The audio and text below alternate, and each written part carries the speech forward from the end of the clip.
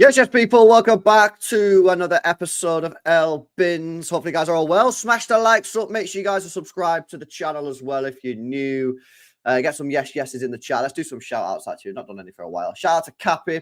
Shout out to Alex. Big up to you, bro. Big up to Ayaman, Ritesh. Big up to Mario, Shebs, Coach, Luke, Kojiro. Big up to you, bro. Big up to Ahmed, Adnan, Pirate Kings in the building. Big up to Gavalaz here as well, man. Nax, Joshua.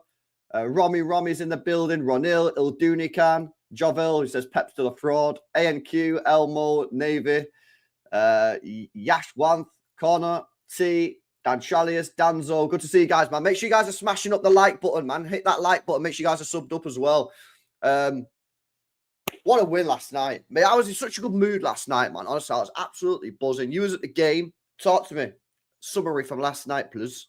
Yeah, top 5 is, you know, I'm not saying it's guaranteed, but I'm sort of saying it's guaranteed in my head anyway. That was massive. 6-pointer, you know. Chelsea, look at Chelsea's fixtures. They ain't gonna do it. Look at our fixtures relative to Newcastle, Villa, etc. We're gonna do it. And one of those frauds ain't. We might even end up finishing third because Newcastle still have to go away to the Emirates. So yeah, it's a great time. Had to win it. There was big question marks about Pep's lineup. Was it the right call? Was it not? As it turned out, they did a Forest against us. You know, when they actually played well against Forest rather than United when they played badly. And yeah, it all worked out really well. I was happy with City on ball. I was happy with City off ball, especially given the context of the opposition. We definitely deserved to win. You know, we could have scored the winning goal before that, and that was that really good opportunity for a McAtee goal as well. Yeah, happy. Was it scintillating stuff? No, but did it get the job? And was it the correct call by Pep? I think so. Yes. Yeah, I think you got to give credit to Pep Guardiola. I know he's coming for a lot of criticism this year, and some of the stuff that he has done this year has been a bit strange and a bit confusing at times for us to understand. And he's obviously made mistakes this season, quite a few, I would say. But I really do think that you've got to give him some credit over these last couple of games. Yes, it's not great football. We're not going to see that until next season. Let me just tell you that now. Yeah. However, we are in control of football matches. If you look at the game yesterday, we gave away very, very few opportunities to Villa. Very few. You had the first one in the first 20 seconds of the game, which I don't know. Did you see that? Was you in your seat by then? Did I see what? Sorry. The shot from Rashford in the 20 seconds. Was you oh, yeah. No, I'm just saying because like some people might not have been in the seat. No, yeah. Obviously, like Diaz just got twisted up there. And then other than that, really, we give the penalty away. How many saves did Ortega have to make? When I did the player ratings last night, I'm pretty sure it said Ortega made 2 saves in the game. You're coming up against a team that just put 4 past Newcastle and got to the quarterfinals of the Champions League. It's a very, very good team. You look at the game yesterday, yeah, solid. And that was without Nico Gonzalez. Still don't agree with that decision, but ultimately, I concur. So it's irrelevant. You look at the game against Everton, again, you're going at Goodison Park, difficult place to play football. Anyone that's been to that stadium as a fan knows it's a fan, it's quite a pretty mad gaff. And as a player, I'm sure it's a difficult place to play. Very controlled. You know what I mean? They had 2 chances and they were both headers, I think. You look at Palace was a little bit different, but second half we actually played quite well in that game. I think the last 3 football matches for me, we've actually played quite well in terms of a results-based performance. Yes, it's not great on the eye. Yes, it's pretty grim in terms of it's not free-flowing football. We're not creating chance after chance after chance. But we are not going to be doing that until next season. We ain't got the personnel for it. Yeah, we're not that team this year. So the next best thing is, can we control the game and win the game? And we're doing that. And what we was doing 6 months ago, even maybe 4 months ago, is we weren't controlling games. We were so wide open that teams were cutting through us. When was the last time you see a player just run straight through our midfield? In games going back a couple of months ago, it wasn't just once a game. It was 2, 3, 4, 5, 6 times a game. Team players were just literally running through our midfield like we didn't even have anybody there.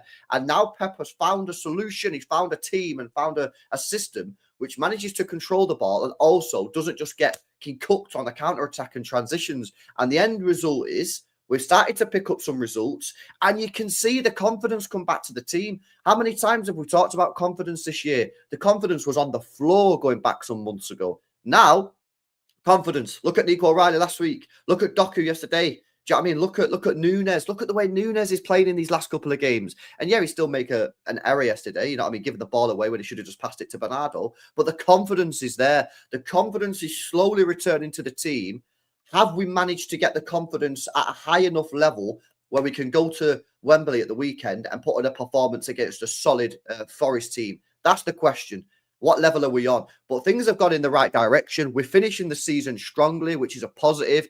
I feel like there's a bit of a feel-good factor coming back to the team, feel-good factor coming back to the club. And if we can end the season in a Champions League spot, win that FA Cup, yeah, and then get the checkbook out and go and sign some players before the Club World Cup, even if we just get 2 players in before the Club World Cup, do that, come back, got another transfer window, go and sign a lot of players. I'm telling you, next season we could go in. And by the way, Rodri's going to be back soon. Rodri's going to be back soon. We said end of April, beginning of May. So Rodri's going to be back in this team soon as well. So, you know, Bob's back. Obviously, he's not played too much. They're obviously taking the time with him. Chevier was on the bus yesterday, so he's one step closer to making it into the squad. But things are getting better. And you know what's crazy is, I remember saying this, I'm pretty sure I said it on an Nobbins as well. As quickly as we got into the mess, and we got into that quickly, yeah? You know, back in the days of the 1 winning 14, which, by the way, seems a long time ago now. I said, as quickly as we got into that, we can get out of it.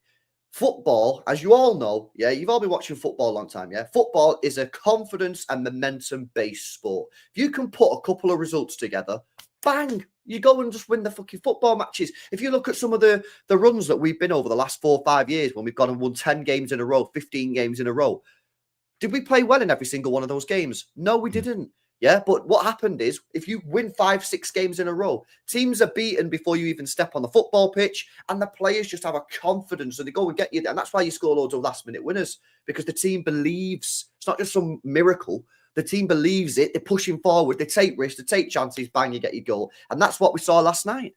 Yeah, no, absolutely. And again, it doesn't matter that it wasn't a great performance. Literally all we care about right now as fans is getting the victory, getting the points on the board. Again, I could care less if we play like absolute dog shit from now until the end of the season. There's only 4 games left. All that matters is just getting the points to finish top 5, get Champions League football, then maybe we can attract the players that we need to do. I think what I've enjoyed so much, again, the United game less so, but, you know, certainly against, Forest, against Palace, and against Aston Villa, I've just loved this like resurgence from, again, I know people call them the Unks, I like to call them the old guard. They had to have a big game yesterday. And once again, I thought Bernardo Silva in particular was absolutely wonderful. I still think that these are players that we should be looking to move on, but it is good to see that they can still give their all and they can still engage in high pressing football when they need to. Because again, they've come in for some slack this season and they deserve it. To be fair, in fact, every single City player deserves it this season. I was just really happy to see that as well. It was in respect of how we played yesterday. We were, as I say, we were very intense in our pressing. In fact, would you like a stat? Would you like a stat on our pressing? I'm all ears on stats. Yeah. So this is like a cheeky, because I'll be releasing after this actually an analysis video of the match. So this is one of the data points that I used. So pressing intensity, which can be measured in a stat called passes per defensive action. That basically means how many passes do you allow before you engage in a defensive action. So in theory, it's not perfect, but in theory, the higher the number, the more passes you're allowing, therefore the worse your pressing is, in theory. At Villa Park last season, City's average pressing intensity, the average passes per defensive action was 16.4. So that means that, on average, City were allowing Villa players to make 16 passes before engaging in a defensive action, whether that's a press, whether that's a tackle. Okay. Yesterday, it was 6. So that is a difference of 10 passes. So yesterday we were only allowing Villa to make 6 passes before engaging in a defensive action. As I say, whether that's a press, whether that's a tackle, whether that's an interception. So that just shows the difference in philosophy and difference in approach between those two matches, and that's in the same season as well against the same opponent. So what are we putting this down to? Are we putting this down to personnel? Are we got different players playing? Is it a formational setup, or is it just actually like, is it just we telling the players to? Did we not tell the players to press before? Like what's caused that change then?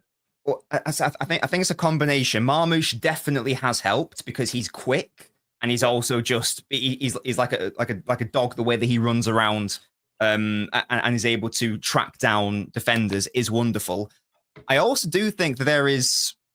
I think there is also like a change in philosophy as well. If we're talking about those isolated games, like clearly against Villa, we did not have a solution to deal with how Villa were going to play through us. We just didn't have a solution. The solution yesterday was deny that central space. How do you do that? Pin the opposition back and commit 4 forward bodies to that press. And that happened because we actually played a very aggressive 2-4 in respect of the more advanced players off ball. And that put Villa into really tricky positions. And we forced them into mistakes. We forced them into long balls. And maybe that would have been an issue on another day, but Guardiola was an absolute rock up against Morgan Rogers. So whenever Martinez went long, it was largely irrelevant. So I think it was a combination. I think it was partly intentional in approach, partly in terms of personnel, and maybe also the fact that we're at the Etihad in fairness. But whatever you put it down to, that is ultimately why, you touched on it, why were Villa so relatively ineffective at creating chances outside that those first few moments. Because of that, we just denied them that. It wasn't just a case of they were bad. We forced them into those errors. And I massive credit to our out of possession setup yesterday for me. And that's why I think you've got to credit Pep Guardiola, because definitely I know everybody loves to cook him this season. And like I say, he does deserve some criticism. You know what I mean? I think he's got quite a bit wrong this year. But I think in the last 3 games particular for me, I don't know about United. It didn't seem to work. I think we tried to do something similar against United, but it didn't work. Yeah, I don't know what happened against United. Why did it not work against United? In my view, the reason why, again, I did an analysis video on this, if any of you guys want to check it out. In my view, the main reason why it didn't work against United was, you're right, we tried to press high, but we pressed out in a 4-3-3, which is so our wingers were very high, and it just left our midfield totally isolated in the wide areas, and our fullbacks weren't quite able to push and jump at the right times. And because United's formation was naturally wide, it meant that we basically fed into their already really wide system. So it was like a double whammy of badness, essentially. We set up really narrow and we just played into it. So I think it's the difference between pressing with the 3 and pressing with the 4, because obviously you've got an extra body there. So it's easier to press in the front. I think that's the difference.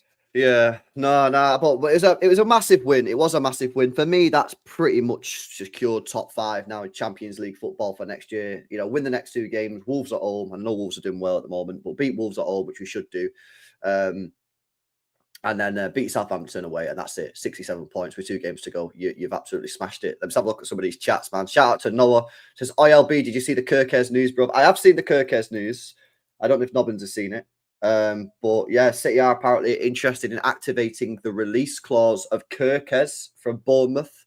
9320 pod are saying they reckon it's around 45 million quid, the release clause. I'd assume this guy was going to Liverpool, if I'd be completely honest with you. So this is news to me.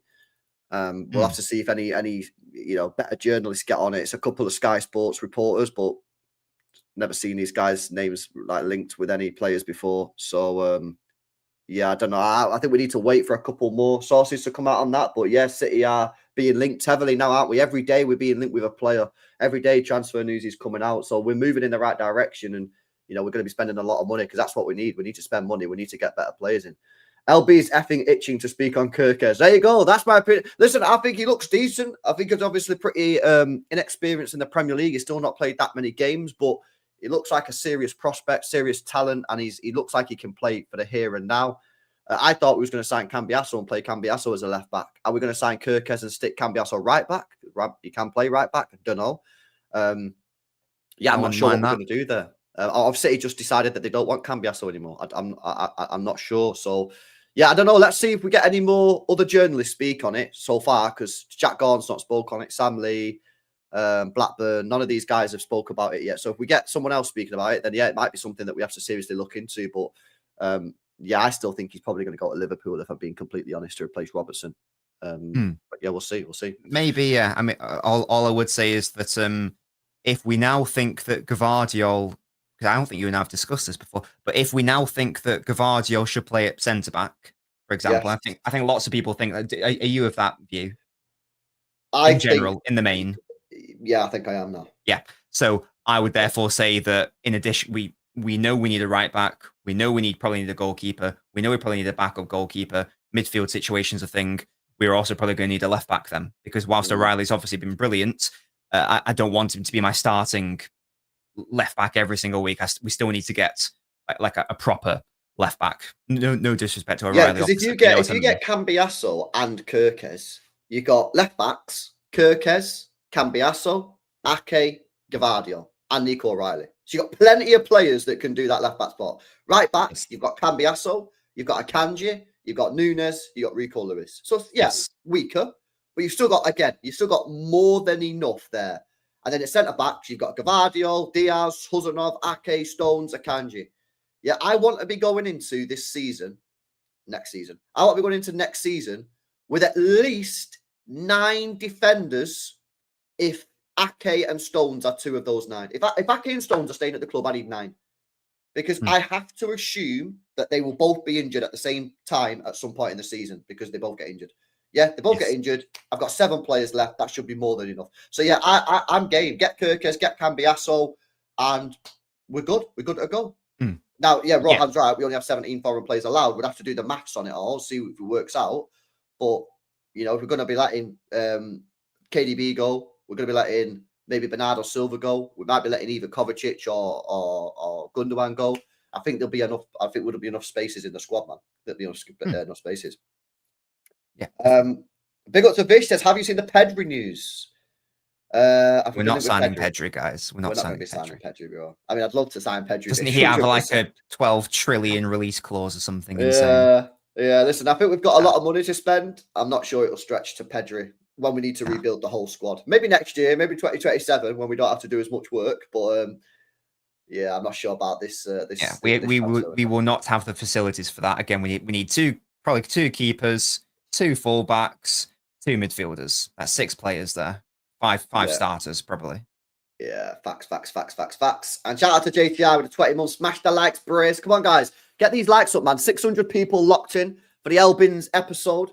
Make sure you get these likes up. Make sure you guys are subscribed to the channel as well if you're new. Right, it's only fair that we have a little chat about Jezza Docs. Jeremy Doku yesterday subbed on and provided the match-winning assist. A brilliant take on past Disasi. A great second touch as well. I seen someone mention it on Twitter today. Said don't discount that second touch, because that second touch, once he got past Disasi, took the ball into a brilliant area, which allowed Doku to then just run onto it and then just outside of the foot cross. Jeremy Doku, it's an amazing topic. It's an amazing conversation, because you get some people who think he's amazing. You get some people who just do not rate this guy at all. But whatever side of the fence you fall on, you cannot deny the impact off the bench, and the match-winning assist yesterday was superb. Jeremy Doku, he's in his 2nd year. I personally feel like next year is going to be a big year for Doku. I think next year, if he doesn't find consistency, and this is the title of the stream, we need consistency from Doku. He can be world-class. That's the title of the stream. What do I mean by that? Well, I think for Doku next year, it's a make or break year, in the sense of what level is he going to be? Because if he wants to be a starting winger at Manchester City, he needs to be consistent. Mahrez was consistent. Grealish in the treble year was consistent, which is why he was our 5th played most player. You know, you've had players in that position that are consistent. I feel with Doku, he's very volatile in his performances. If he can find some consistency, he will be a world-class player and might even be one of the best wingers in world football. But he's got to be consistent, hasn't he? Yeah, definitely. Even if Doku's having a bad game, that trait of just basically you can always guarantee he's going to beat his fullback, that's always a really valuable game-breaking trait to have. It's not really something that you can truly mitigate as the opposition. It's always just going to be that sort of X factor, unquantifiable thing where it's like, no, he's just going to get past your man. Doesn't really matter if it's a low block or whatever, even if he's playing badly. And this is why it's so important for his perspective that he is able to, I mean, first of all, we talk about consistency, just to stay fit as well, because he does have not necessarily a great injury record. But we also just need to be helping him out as well. Like, do you remember the Liverpool game at the Etihad earlier in the season?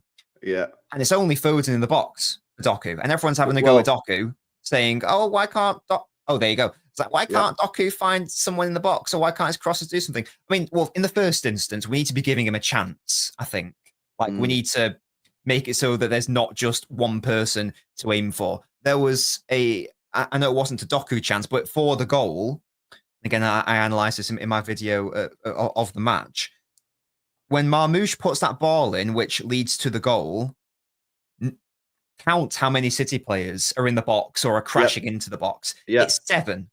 It's 7 City players. So 6. There are 6 players that Marmoush can potentially aim for. Or if the ball is kindly deflected, it's a numbers game. If you have more bodies in the box, you are far more likely to have the ball fall to one of your players if there's more of you in the box. Like, that's just simple numbers. And we've talked about this so many times, though, when it comes to Jeremy Doku. And this is why I've said, I think part of it's a coaching issues. Some people won't want to hear that, because the amount of times Doku puts the ball in the box and there's only Haaland stood there, and Haaland's at the back post.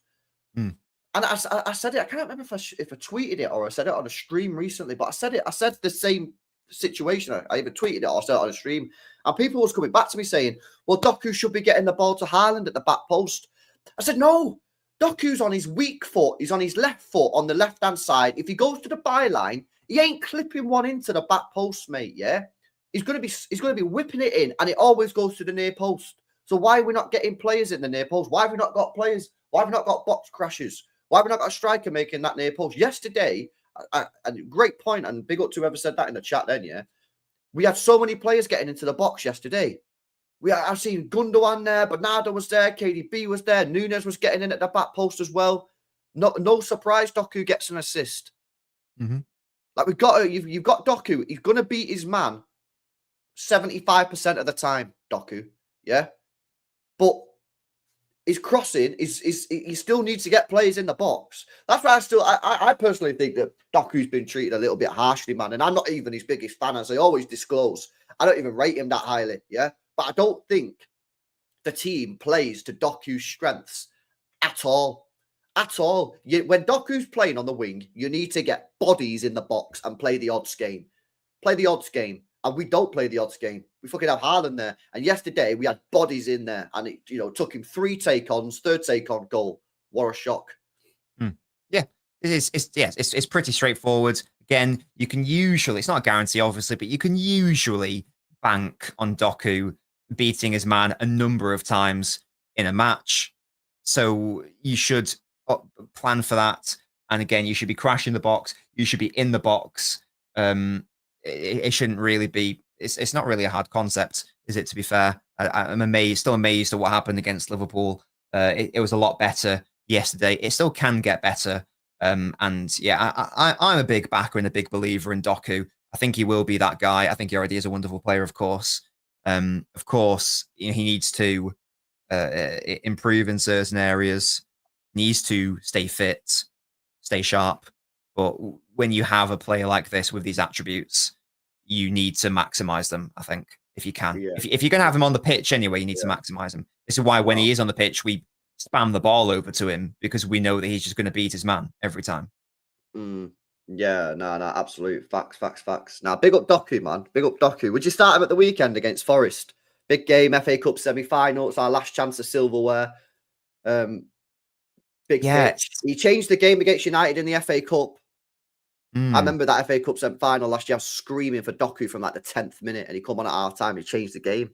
Very, very, very good impact. Would you start him? I think, but me personally, mate, I think you've got to start him. I said it last night. I said, for me, like, you've got a player here that's just come off the bench and basically won you the game, with the assist, with the take on.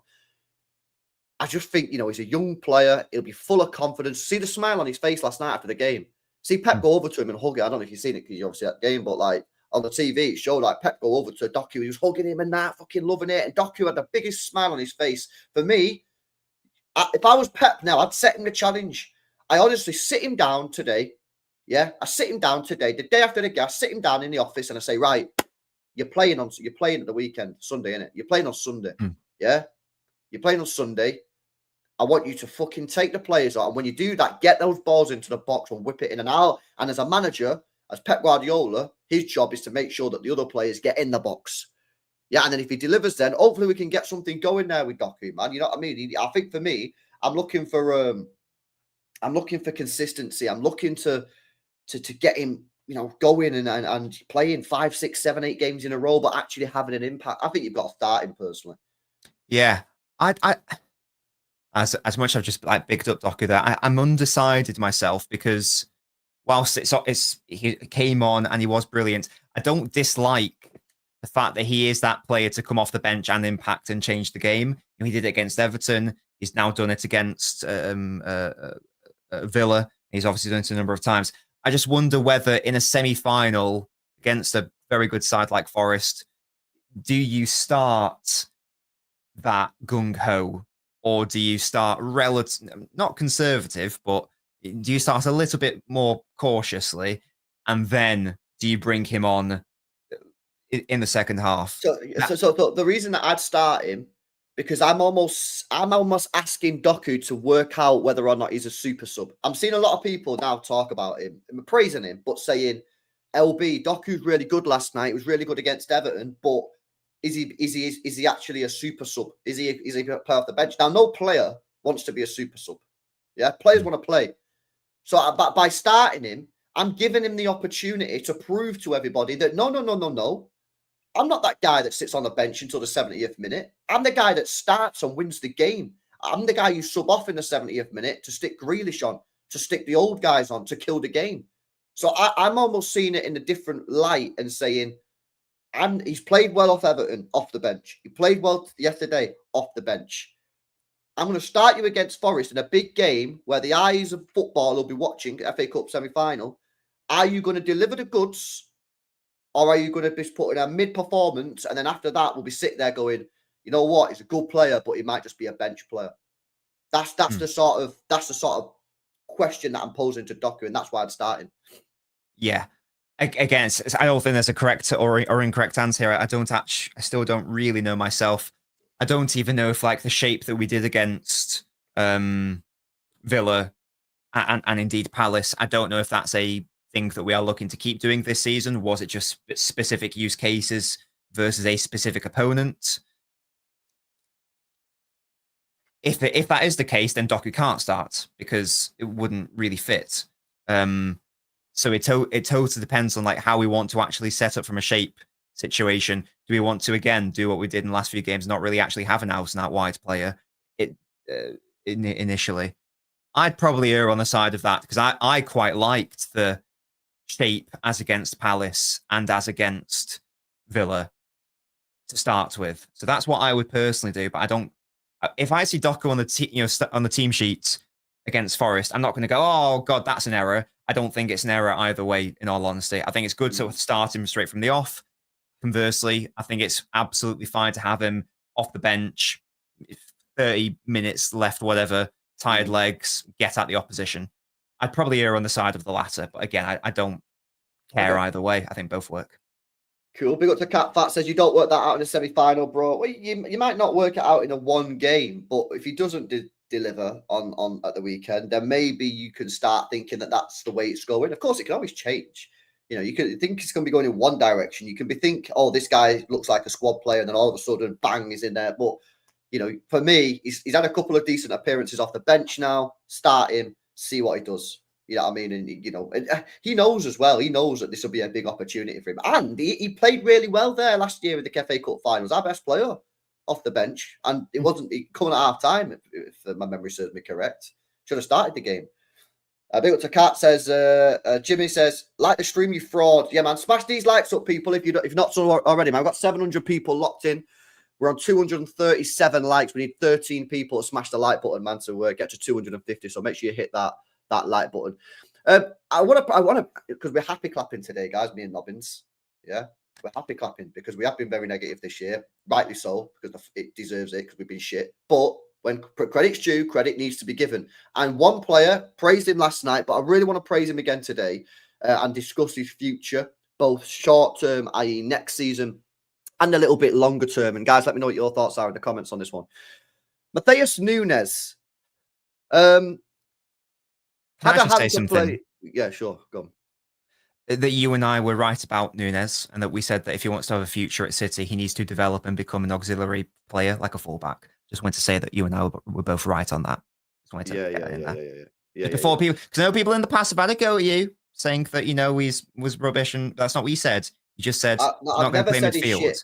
Exactly. I've always been pretty consistent on Nunes. I just wanted to. In that, I've always thought he's a good footballer. Yeah, always thought he's a good footballer.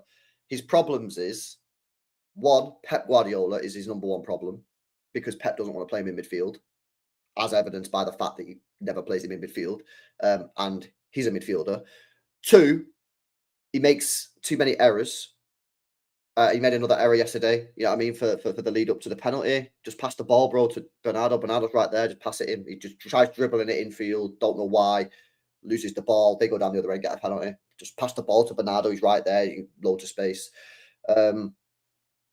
Yeah, but he's not a bad player, man. And his confidence was back yesterday. And his confidence, when he's a confident player, I think he's a bit of a benefit to the team. You saw that against Everton. So, for example, if we go back to the United game again, right? If we go back to the United game, he played in that game, right? First 10, 15 minutes, he was providing us with a real outlet down that right-hand side. And him and Foden were playing really well on that right-hand side for the first 10, 15 minutes. And then after Foden got chopped, do you remember when someone took Foden out?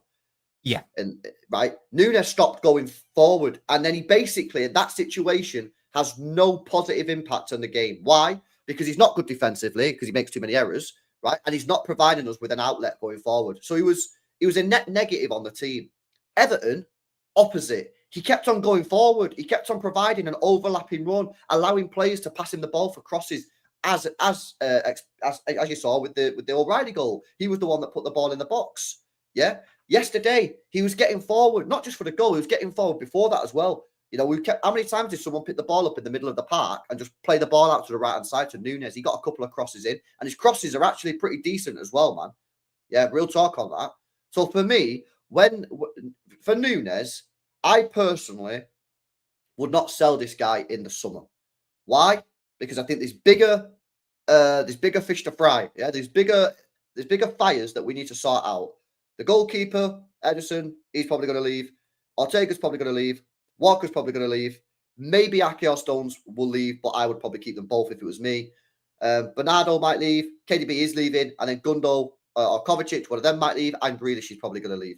There's too many players leaving already. There's too much stuff going on top of the fact that we also need to buy 4, 5, 6, 7 players. Why would you sell Nunes unless Pep looks at the squad and goes, I'm actually chill? But like Nobbins said, he's an auxiliary player. Why would you force a player out like that can play pretty much anywhere? In 2026, next summer, the squad's in a more healthy spot. There's not as much work to be done. Nunes maybe ain't playing a lot. Maybe he wants to move, chill. But personally, I would, if Nunes is happy staying next year, being fully aware that he's not going to play that many games because he's not going to be playing right back because hopefully the club buys a right back. He won't be playing midfield because Pep never plays in midfield. He's probably not going to play too much on the wing. He might get a few games there, to be fair. If we're selling Grealish, he might have 1 or 2 opportunities. But basically, he's going to become a bit part player. I'd be happy to keep him for 1 more year. But yeah, last night, fair dues to him. Did have a hand to play in that first one. Like I say, he should have just passed the ball to Bernardo. But overall, thought he had a pretty decent game. And yeah, again, got himself into the penalty area. And I tweeted this, and I said it last night on the player ratings. But I like players when they fight and they don't hide. And far too many players this year in certain games have not been willing to put their neck on the line. Let him do it. Let him do it. Let him do it. Let him do it. last couple of games, I'm seeing a real difference. I'm seeing Nunes get forward for the Everton goal in the 85th minute and get the crossing. I'm seeing Doku take on a man when he's just been tackled 2 times in a row off Disassi. I'm seeing Nunes get in the back post. I'm seeing O'Reilly make a run against Everton. I'm seeing players take responsibility. And lo and behold, we're winning football matches again. So, yeah, Nunes, what's your thoughts on last night? And thoughts on short-term and sort of medium-term? What's he doing? Is he staying? Is he going? What do you think? Yeah, I think that it's now been established clearly that he can do a job as a wide player and he can do a job as a right back. This is a valuable player, therefore, in my view. Is he a player who should be starting in a City side that wins the title at right back? No, not for me. When I was making my squad rebuild video and I was like trying to liken like players to like past City squads, I put, it wasn't a perfect comparison, but I put Nunes with Danilo, you know, like the right back the full back that we used to have. He was like a fine player, nothing wonderful, but he was a decent backup option at right back. And I think that's all Nunes has to be, really. I know he was signed to be a midfielder, obviously. That hasn't worked. I don't think it will ever work because even against Villa yesterday, he made a bad pass and that led to Aston Villa's penalty. He's been liable to do that a few times this season and throughout his City career generally.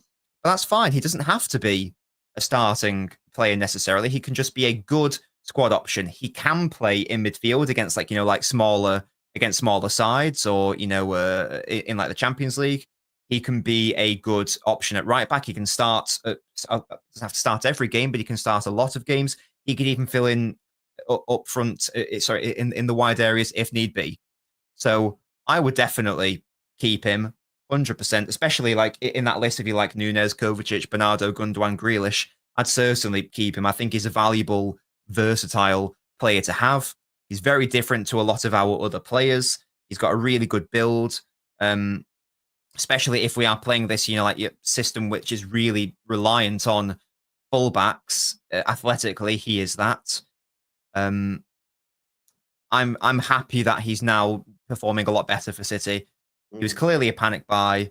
It hasn't worked out for him in midfield. He's clearly a hard worker.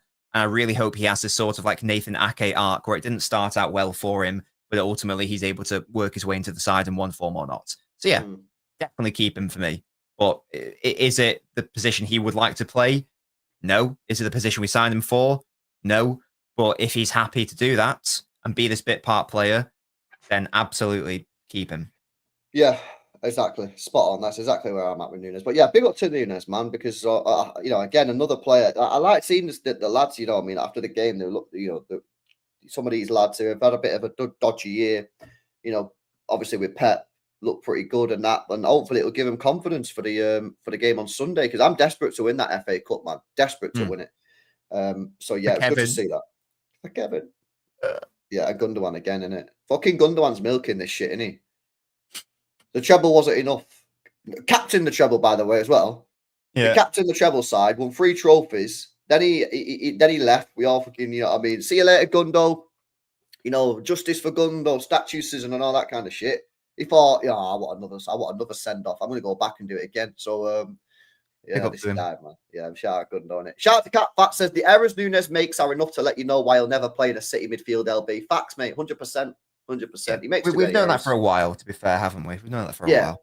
Yeah, 100%. Well, yeah, that's why he doesn't get played in midfield. But maybe just keep him as a squad player. If he's happy to do that, I'm cool with that. You know what I mean? I want a bigger squad next year. We've got to have a bigger squad next year. You know what I mean? All these games, we have to have a bigger squad. So yeah, we'll see. Anyway, smash these likes up again, guys, if you've not done so already. What else? Anything else you noticed from any individuals yesterday on the pitch? Some praises for Marmoush. O'Reilly, obviously, for me, was man of the match. I don't know who you had as your man of the match, but I thought O'Reilly was unbelievable again. It's hard. I don't think anyone had a bad game, in all honesty. I think the worst player on my player ratings was De Bruyne. I think he was the lowest ranked player, I think.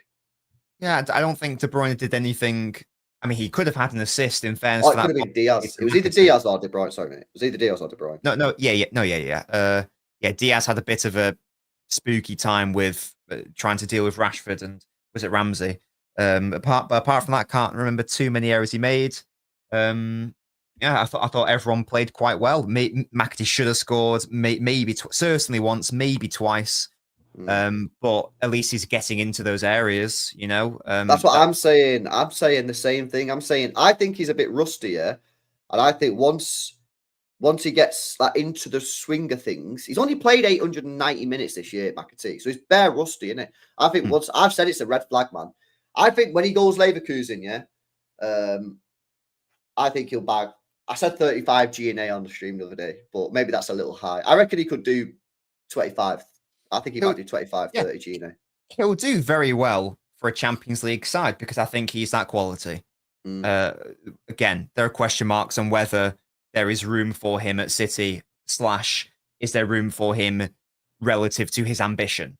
Because there's certainly not room for him to be someone starting the majority of our league games, for example. So, and if that's what he wants, and I think that's what he deserves, then yeah, he should definitely, like Alvarez, he should go to a different, he should go to another Champions League club, I think. Yeah, everyone was really good.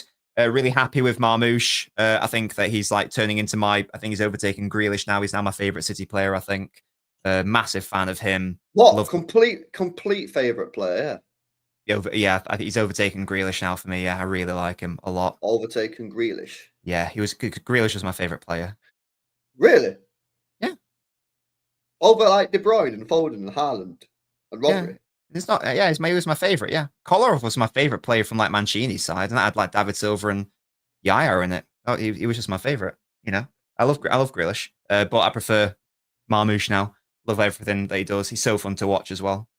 Yeah. No, I really like Marmoush as well. I think he's going to be a top player next year. I already think he's doing good this year, but I think next year when he's in a better team, got better players around him, and the energy and the negativity in the squad and the morale's not so low, I think the guy's going to pop off, man.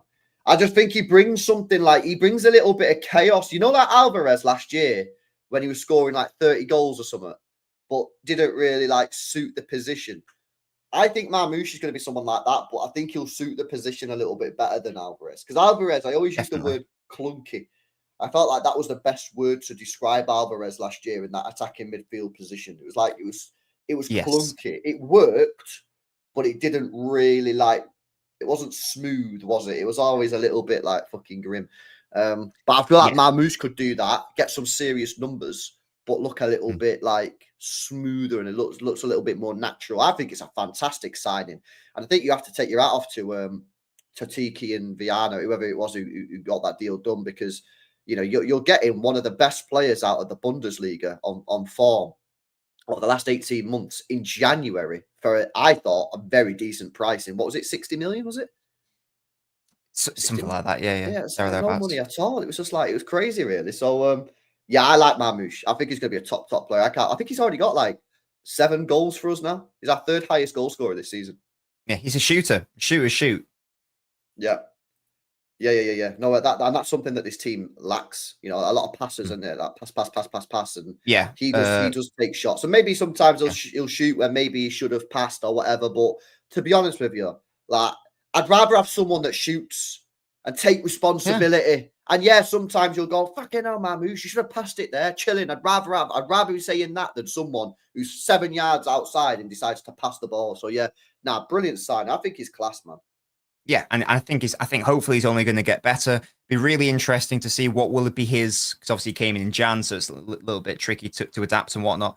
It'll be interesting to see what will his pure long-term position be if we persist with this system. I don't think we will, but if we do, then it's pretty much already sorted. I do see his longer-term City position probably being technically as a left winger, but that doesn't mean hugging the touchline, you know. No, that just means inside forwards. That just means making sure that there is a player providing width as an overlapping option. That's all it means. Like Mo Salah is a winger, but he doesn't hold the touchline. He's still able to score plenty of goals. I see it being a similar sort of situation. I think that's probably his best position in a City side that functions and makes sense. Yeah, and a lot of praise for Marmoush, man. Definitely. Big up Cat says De Bruyne created 7 chances, Villa created 6, by the way. Says Cat. Is that not key passes? What is the definition of a key pass? Well, the definition of a chance created is just a shot following a pass. Right. So if I pass to you on the halfway line and you have a shot and it goes out for a corner, out for a throw in, I've created a chance. That's a bit fraudulent, though, isn't it? This is why it's a good stat when viewed through the lens of other useful stats, such as progressive passes or like expected assists. That's another. What's the difference then? What makes a chance a big chance? An even worse stat potentially, because a big chance is defined by Opta essentially as a chance where a player should be reasonably expected to score a goal. Now, you'll notice about that wording that it is entirely subjective. Someone at Opta is going, he should score that. He should score that. So some random guy at Opta who's never played football at a professional level is saying I don't know the full mechanics of it, but I do know that a big chance, according to Opta, is entirely subjective. Bro, imagine if they had Messi doing that. It'd be like, yeah, big chance, big chance, big chance, big chance, big chance, big chance. Bro, all these players would have like 10 big chance misses a game. Yeah, so like, it's score that. I'd definitely score that, man. Put that down as a big chance. Your Haaland would have like 10 big chance misses a game, man. Yeah, so it's not a perfect stat. That's why, again, you might view it alongside another stat, such as expected goals. Like with chances, big chances created, you might look at expected assists or expected assists per 90, that sort of thing. Yeah, it's helpful to view stats with other stats. I'm not saying it's a shit stat or a dead stat or a dusty one. It just needs to be accompanied through context. A dusty one. Yeah. I was interested in how that happens. No, it's good. It's good. Now let's have a look at this, right? Because this is quite interesting, right? Now, if you guys remember, loyal viewers of the Elbins episode will remember that Nobbins did it, yeah, but it was on the show.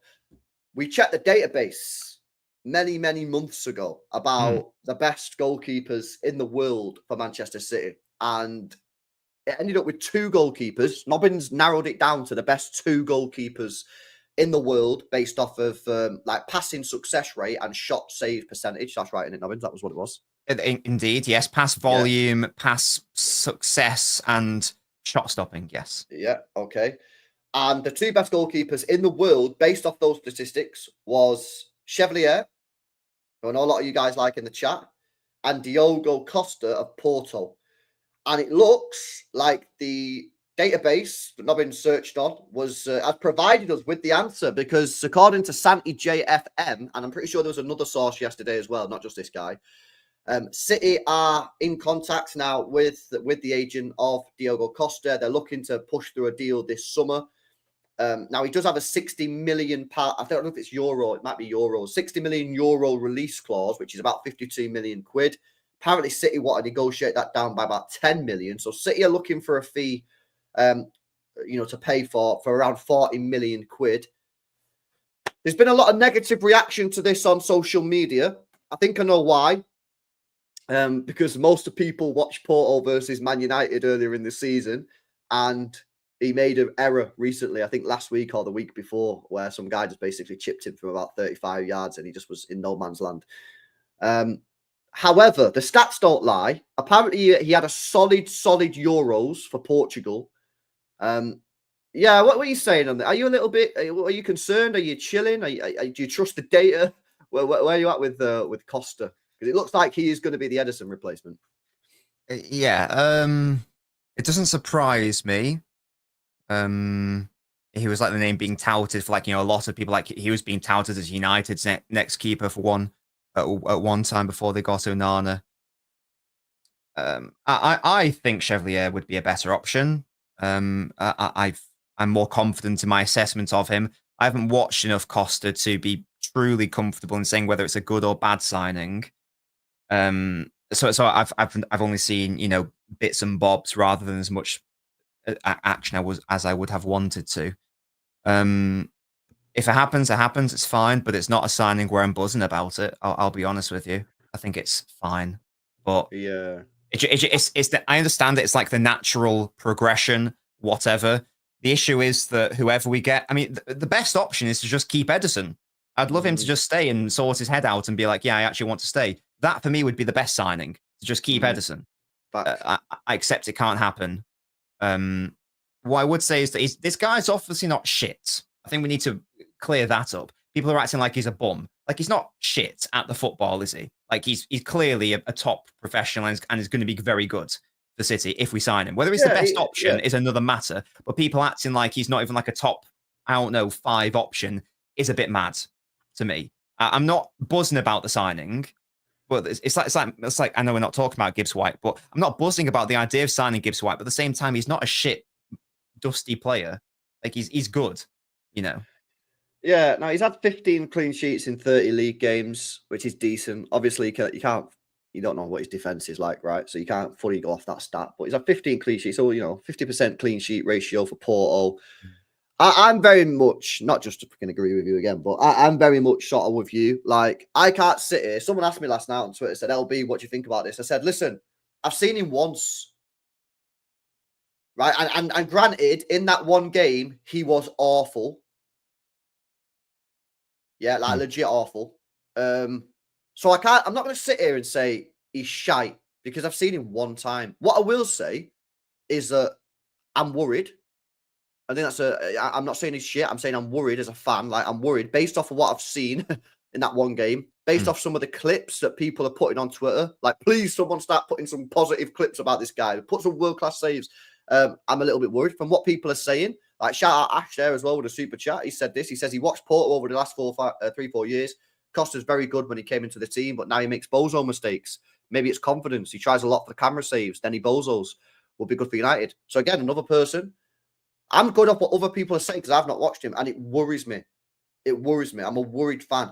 I'm not saying he's shit because I can't say that because I've not seen him enough to say that, but I am worried. And I completely agree with you on Edison. It will be an amazing accomplishment if this club could manage to get Edison to stay. But I don't think obviously that's going to happen by now. He would have signed a contract. But it does look like this guy's going to be the guy, and we can only hope that he is good. The stats say he's decent because he's the best 2 goalkeeper in the world, along with Chevier, based off the stats that Nobbins was looking at, based off shots, and that includes saves as well. It wasn't just passing. That includes saves.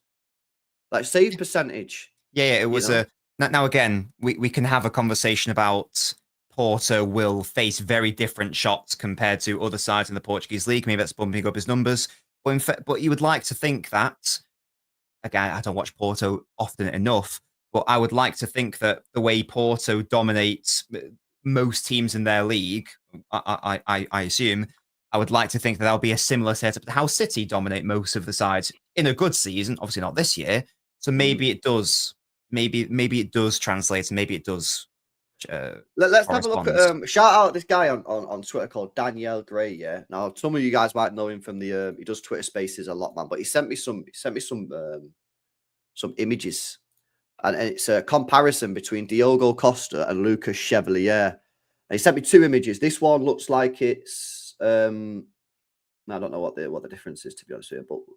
Well, Chevier looks to be red, Costa blue. Yeah. So what's this telling us then? The wider the stats, the better you are at it. Right. So, for goals example, conceded.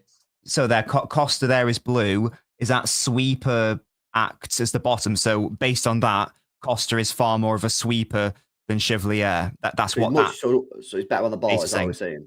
Oh yeah, long pass completed 60% compared to 49. So Costa's better on the ball. Long passes better on the ball. Yeah, throw passes the same.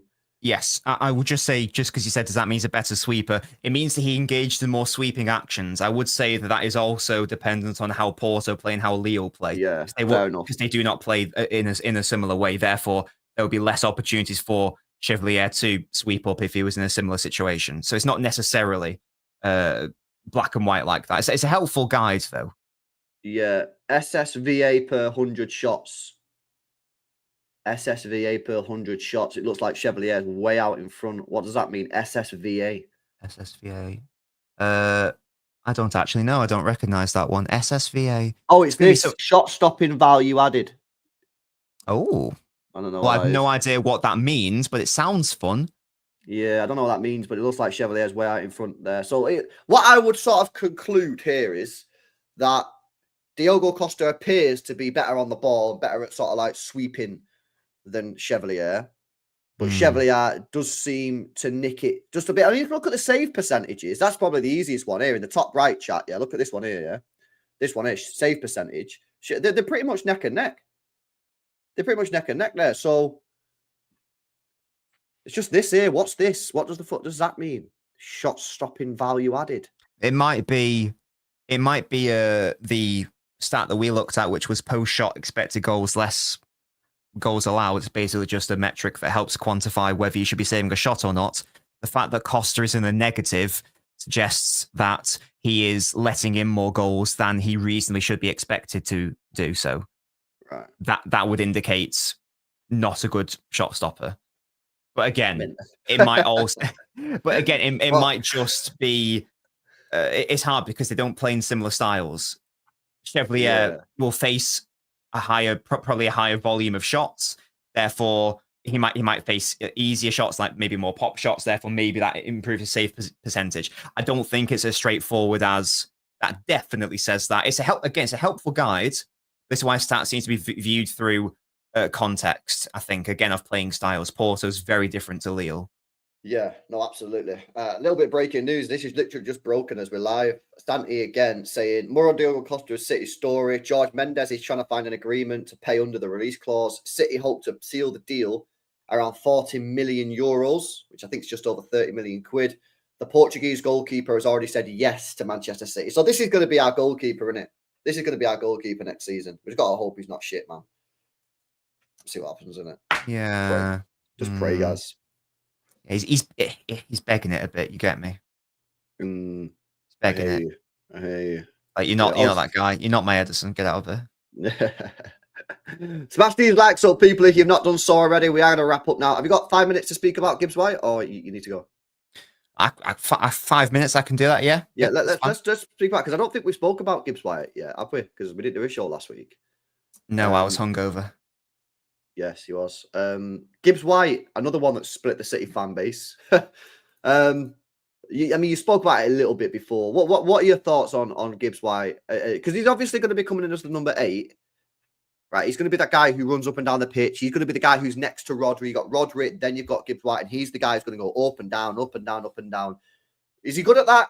Do you think he can add enough goals? Because I do think that position, you do need to add some goals. You do need to chip in with goals. You do need to chip in with some assists. You need to do some defensive work rate. Do you like it? Is the fee putting you off? What's your thought on Gibbs White? Because this is another one that sort of split the fans. Yeah, it's hard. I did a live show the other day on it, and it was a tricky one to do because again, it's apologies for again sounding like I'm sitting on the fence, but I don't think either camp is correct. You've got people saying that he's shit and he's bad at football. That's obviously not correct. He's been better than the vast majority of our players this season. And then you got people going, yeah, he's an absolute wonder signing. We can't do any better. I just think that's wrong. I think the truth does lie somewhere in the middle. Again, he's a good player for me. That's where it ends. I emphasize, I think he's a good player. You'll notice I didn't say great. He would absolutely come in and improve City's midfield. He would absolutely raise the floor of our midfield physicality overall. I have concerns about whether he would be able to raise the ceiling high enough. Is he that much of a difference maker? And that's not necessarily a problem, but the fees that are being touted around do not suggest bit part player. They do not suggest player going to play, less than half the league games in a Premier League season. I don't know the exact figures, but I know Forest are asking for 100 million. It's obviously not going to happen. Even 80 million, that does not indicate a player who is going to be rotational. That indicates a player who's going to be the start in the majority of games. And for me, that is a concern because I think that if that is the starting point, I think we can do better in that position. Not a bad signing, a good signing objectively. I think there would be better options there. Yeah, I completely agree. And play multiple positions as well. Sorry, 10, 8, people with Rodri. I get the signing. I get it. I get it. But there's better out there. In my view, yes. For what sounds like not much more money. Yes, if he comes in, it's like 40, 50 million, then it's a different conversation because that's quite that's fine. But again, we're talking about the 80 to 100 territory. We're getting into like almost like Belabor type money. I'm not saying we have to sign him, but I'm saying that we are getting to that upper boundary of player for a player who's 4 years his junior. You know what I mean? Yeah. Yeah, Pulpy says he's taking memberships for the Morgan Gibbs White Defence League now. Again, I'm not attacking him. He's a good player. He'd be a good player for City. There's no doubting there. Is he the best we can do in that price bracket or spending a little bit more? Not in my view. Yeah, you know what it's like? Yeah, it's like, oh man, you know when like you buy an iPhone, right? And you've got the 128 gigabyte edition. Good phone. I don't use iPhone, but I imagine they're pretty good phones. Given the fact what phone do you have? What phone do you have? I got flip phone, Bray. Oh, that's kind of cold. I got flip phone, innit? Look at him flexing on us. That's wild. Yeah, I got flip phone. Right, so you got the 128 gigabyte edition. Good phone. Everyone likes the phone. If you give anyone that phone, they'll be like, yeah, chilling, I'll take that phone. Good phone. But then for an extra 30, 40 quid, you could have the 256 gigabyte edition. With unlimited data. With unlimited data. And it's just like, it's good. It's good. Don't get me wrong. It's good. I'll take it all day. I'll take it. Give me that. Yeah. I will happily take that. But if you just spend a little bit more money, you could get me the 256 gigabyte edition. And then I have to worry about deleting photos. Mm-hmm. I've got a lot of photos. Yeah, exactly, man. I'm just like, it's good. And I feel like I'm a bit of a prick for moaning about it. But at the same time, just there next to it on the other shelf, you've got a Bruno Guimaraes. You've got 256 gigabyte edition. That's Bruno G. Morgan Gibbs White is like the 128 gigabyte edition. And it's good phone, good product. Yeah, but a little bit extra. Go get me Bruno G. You know, or someone in that ilk. Yeah, either someone who's maybe slightly older, and that's fine, or you could go the other way and go towards youth, but an even higher ceiling. Yeah, I do agree. In my view, again, we need to reiterate, he's not a bad player. He would improve City. But a lot of players would improve City's midfield right now. Yeah, it's like when I'm hearing United fans talk about who they should sign as a striker. I mean, they'll take anyone. Well, yeah. They'll take us. It's not as dramatic as that, but that's the same sort of logic, right? Well, yeah, we'll see. I mean, that's obviously who City you're going for. I'm not against the deal. I'm just like, if he comes in and he turns out to be a mid player, I'm not going to be shocked. But I also do see a potential for Gibbs. But I do see a vision that he could go up another level. But I don't know. I think it's a bit of a risky signing because you need someone to do that job and do it good. And I do it really well, like to a world-class level if you want to be winning Champions Leagues. And he can do it good. He can do it to a very good level, but can he do it to a world-class level? That's what we'll find out. And if the money you're going to spend, it's going to be a lot. But yeah, anyway, we'll see. All right then. Anything else, Brie? I'll be doing an in-depth analysis video of the Villa game. I'll be dropping in like an hour or so. So subscribe and all that. Yeah, make sure you subscribe. Chevier has made the bus, guys. We are getting very, very close now. He's not even made the bus yet. Yesterday he made the bus. Listen, the journalists played around with our feelings and emotions yesterday, didn't they? They knew what they were doing. They knew what Jack Gorn. Yeah, Bajowski, mate. You knew Sam Lee. These journals knew what they was playing at last night. Man saying that Chevier was on the match day bus. Yeah, turns out he wasn't in the squad though, was he? Catfished us, man. He got catfished. So listen, he has made the bus. Next step, can he make the squad? Who knows? When he gets on that bench, I'll drop my video. What do you mean? Have you actually done the video? Oh, it's like ready to go. Yeah, there's a line in it. What do you mean? Drop the video, man. There's a line in it which assumes that he's already featured somewhat, so I have to go back and record it. So that's why I'm waiting for him to feature. You're making us sweat for it. Nice. Oh. Hold. Right, big up you guys. Make sure you smash that like. Make sure you guys are subscribed to the channel. Fucking hell, I'm busy today, man. I got streams for days.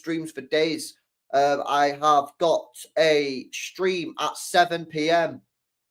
I got a lad coming on from the We Are 1894 group, and got someone on from the Union Blues, speaking about the ticket situation going on. I know a lot of you guys who are watching the show, some of you are not from the UK. You don't know fully what's going on. We're going to get them on. They're going to give their side of it and explain what's going on. It's been very interesting to hear what they're going to say. And then at 8, I think I'm going to do a AC Milan versus Inter Milan watch along. Nice. Coppa Italia semi-final, I think it is. I think Reinders is playing in that as well. So, yeah, we'll watch that. And we can also watch a little bit of Inter Milan before they play Barcelona. And then at 10, I think we've got a panel show. I'm going to message the lads and see who's available at 10 o'clock, man, a bit later. So I don't know who's available. But, yeah, we'll do that. But, yeah, 4 more streams coming for you today, guys. So do me a favor. Smash the like on this video before you go. Make sure you smash that like button. Make sure you guys are subscribed to the channel as well if you're new. Subscribe to Nobbins. He's live later, 3, 4 o'clock for a little bit of a debrief on the Villa game. And yeah, we guys catch you in the next one. See you later.